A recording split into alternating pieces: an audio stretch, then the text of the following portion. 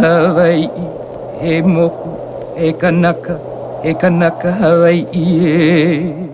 Without the canoe, there would not be a Hawaiian people. The canoe made it possible for the ancestors of the Hawaiians to travel across 2,000 miles of open ocean and colonize the most isolated group of islands on the planet.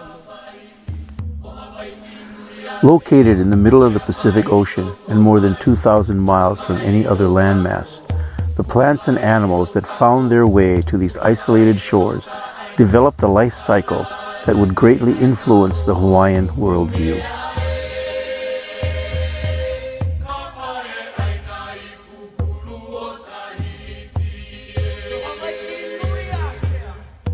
Beginning with a small number of early plant and bird colonizers, these early indigenous plants and animals evolved over millions of years into a multitude of different endemic species that created a balanced ecosystem.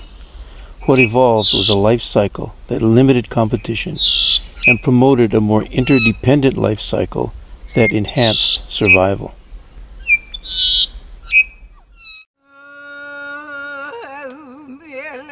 Arriving in Hawaii some 900 years ago, these early Polynesian settlers discovered plants that existed nowhere else in the world. Some of these new natural resources would allow these settlers to develop canoe construction techniques and practices that were different from those used in their original homeland. The clearing of lands for agriculture and the introduction of new animal species greatly changed the landscape. Archaeological evidence indicates that many endemic species became extinct soon after the arrival of the first Polynesian settlers. The descendants of these settlers soon realized that they too would have to fit into this cooperative lifestyle if they were to survive. It was through this process of becoming interdependent with their environment that these settlers became Hawaiian. Herb Kane, Hawaii historian, artist, and co-founder of the Polynesian Voyaging Society, once said that the canoe shaped the Hawaiian people physically, intellectually, and spiritually, as much as the Hawaiians shaped the logs that became their canoes. Every culture has a worldview that forms the foundation on which the culture is built. A worldview provides the principles on which values are defined and directs the manner in which people interact and conduct their daily lives. Encrypted into the shape and design of the Hawaiian canoe are elements of the Hawaiian worldview.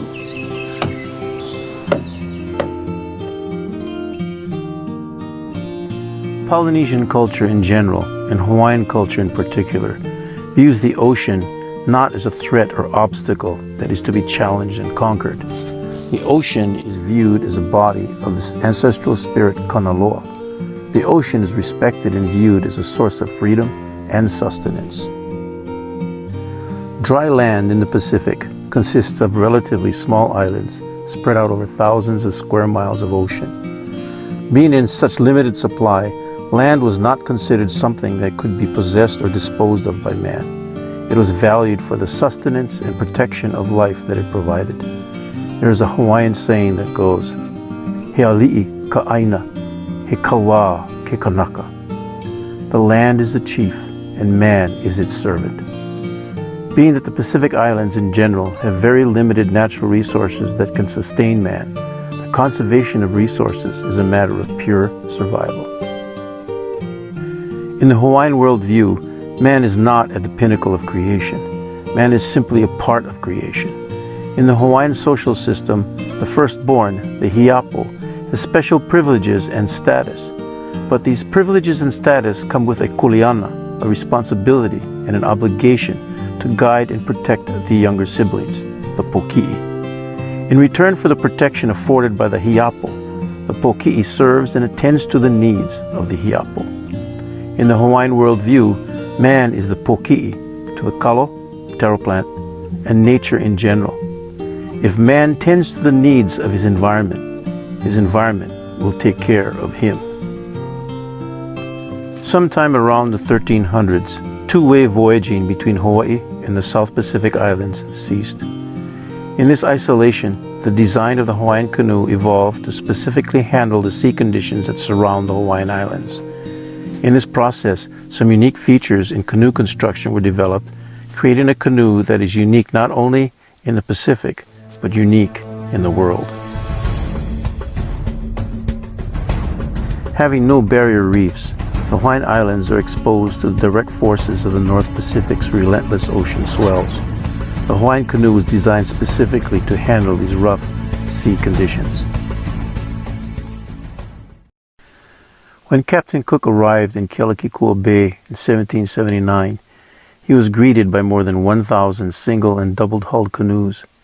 By the 1900s, due to disease and political turmoil, the Hawaiian population decreased from a low estimate of 400,000 people to less than 60,000 Hawaiians.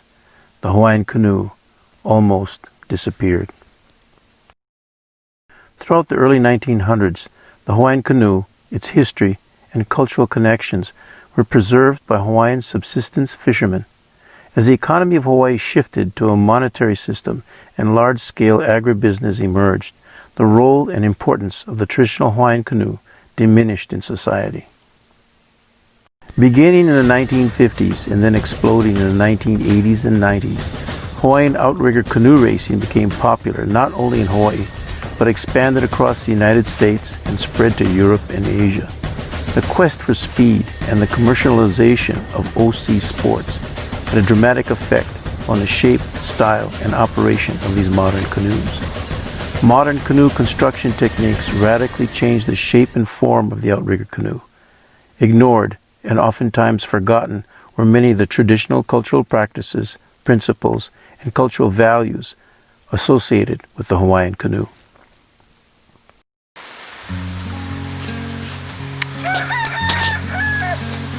In order to get a better idea as to what features make the traditional Hawaiian canoe unique in the world, we have traveled to a halau wa'a located in the uplands of Kalamokumu, South Kona.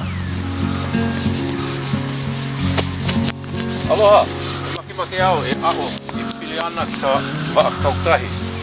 Ai, e hahai ia'u, ka halau wa'a ki au ke ho'i kia oko a a'o ia oko hea nā mahele o ka wa'a e hahai ia'u.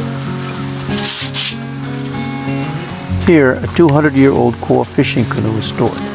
This canoe, named Ka'ele Makule, was found in South Kona way back in the mid-1990s in a degraded condition.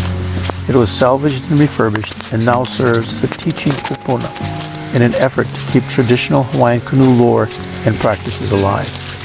Meeting us today to help understand the traditional Hawaiian canoe are some young crew members of the Napea program. This is Ka'ele Makule. From what we understand, this canoe was made in the late 1800s, making it around 200 years old. The hull of the Hawaiian canoe is called ka'ele. Hulls are most commonly made out of koa.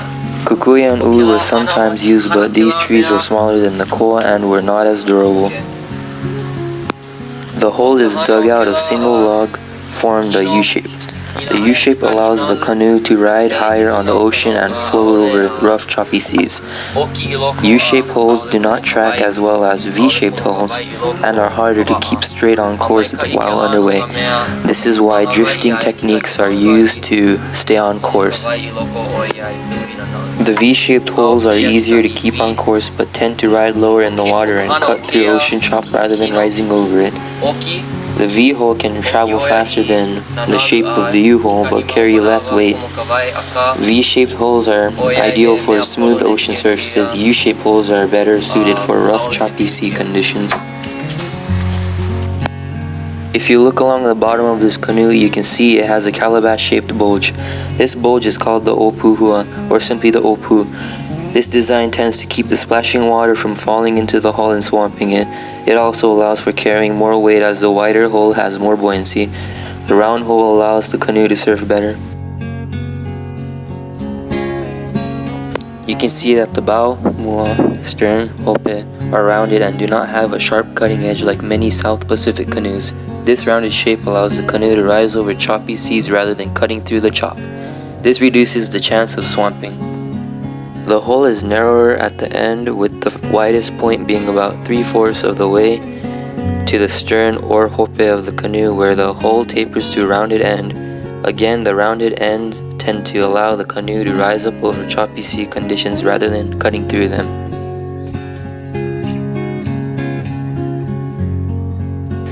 The open section of the hull is called the waha.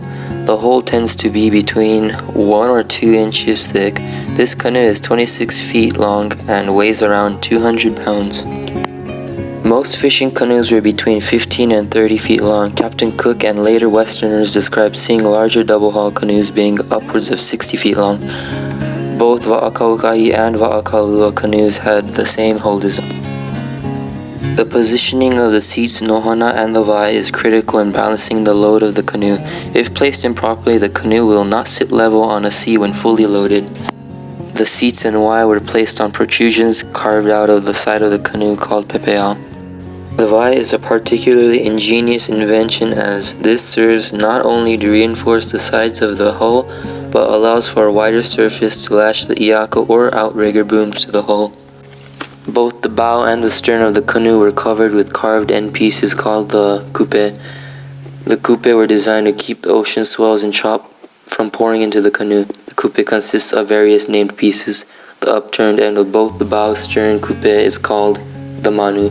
The manu is designed to break through oncoming swells, pushing the water on the side and allowing the canoe to rise up and over the coming swells of waves.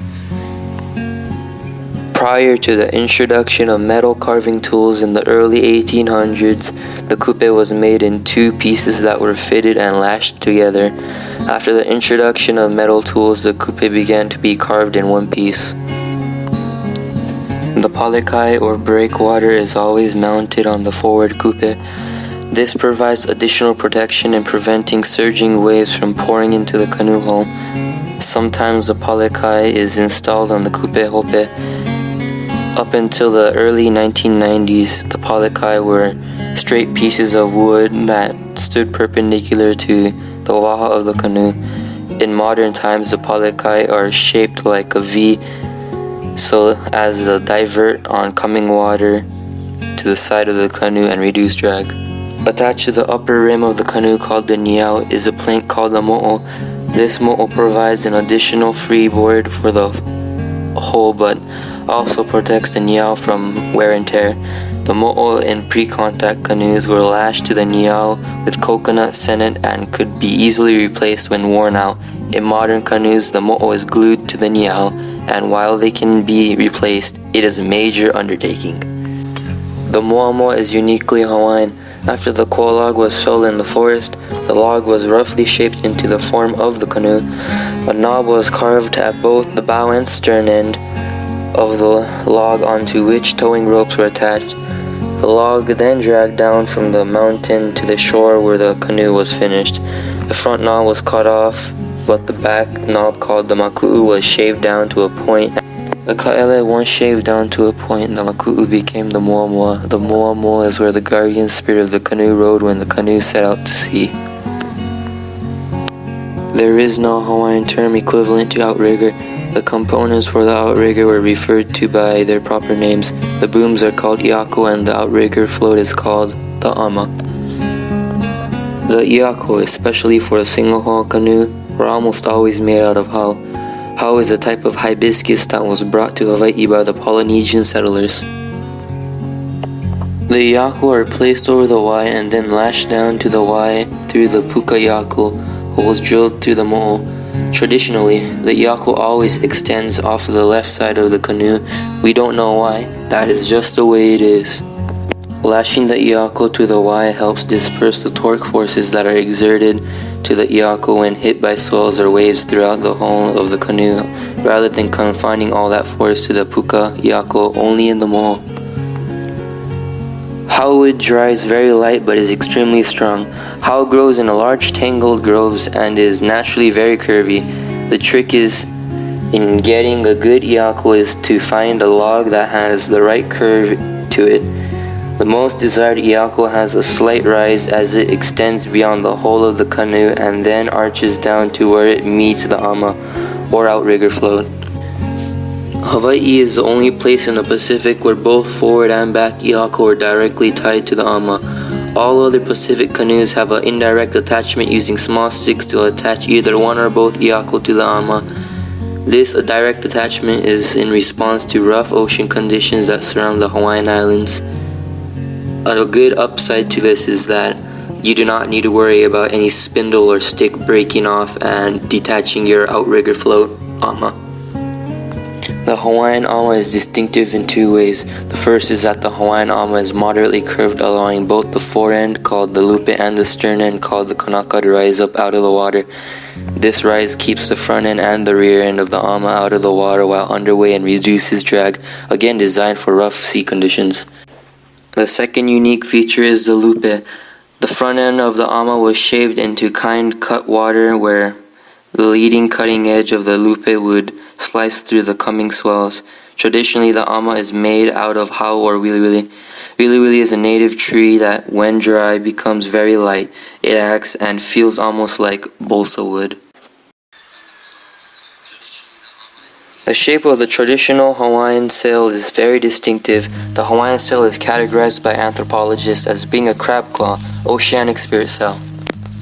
The sail is triangular, but unlike Western sails, the apex of the triangle down at the foot of the mast. This allows the sail to be shifted from side to side while undersail without hitting the passengers on the canoe in the head.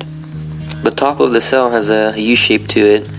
The U-shape acts as kind of a safety valve, allowing excess wind to spill out over the top of the sail and reduce the chances of capsizing.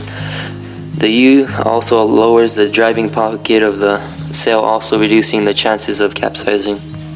The traditional sail was made out of leaves of the hala tree pandanus and consisted of mats that were sewn together to create the sail. In the 1900s, the koa wood were being harvested in alarming rates and it decimated the population of koa plants. In 1970, an effort to replant koa wood has been initiated. It'll take 200 years from a seeding plant to grow into a full tree big enough to make a canoe like kaele makule. As a result, alternative materials are being used to construct Hawaiian canoes today. While other woods are being explored, the Napeo program decided to create a fiberglass mold off of kaele makule and create fiberglass canoes that are replicas of kaele makule. These canoes weigh about 200 pounds. Like kaele makule, they perform just like kaele makule in the water. As you can see, the modern modifications are the Y being fused into the hull itself. We do have flotation chambers under, like the coupe, which allows the fiberglass hull to float if or when it flips over.